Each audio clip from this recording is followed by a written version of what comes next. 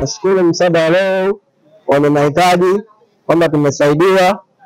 Mungu amjalie huyo mfadhili aliyetujalia msaada. Mungu amjalie sana.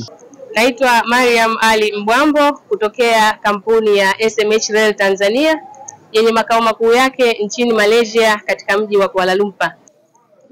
Dhumuni za kuwepo hapa leo ni kumwakilisha chairman wetu, director wetu Mr. Datuk PK Nara, ambaye amekuwa akijihusisha na masuala ya kijamii hususani katika kipindi muhimu kama hichi cha Eid al-Fitr.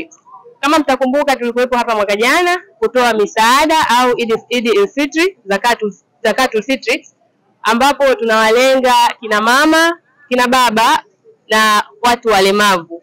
In general, watu ambao wana uhitaji. Tunahakikisha wanapata chakula, na sio chakula leo tu, kwa sababu katika vyakula ambavyo tunatoa ni vingi. Kuna mchele, kuna ngano, kuna sukari, kuna mafuta ya kupikia, kuna tambi na vitu vinginevyo.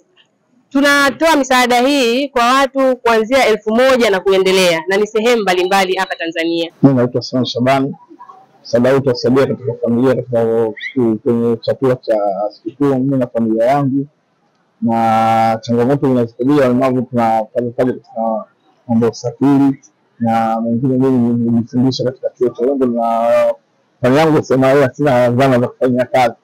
Kwa hiyo kama serikali itanisaidia vyombo vya kufanya kazi, basi nitaepukana na mambo mengine kuzunguka mitaani na maendeleo. Kwa jina naitwa Leila Mbwana Mapande, natokea wilaya ya Rufiji. Nimekuja hapa kwa ajili ya kupokea msaada, na nashukuru kwa wanaotuletea msaada, wanatuokoa katika matumizi madogo madogo.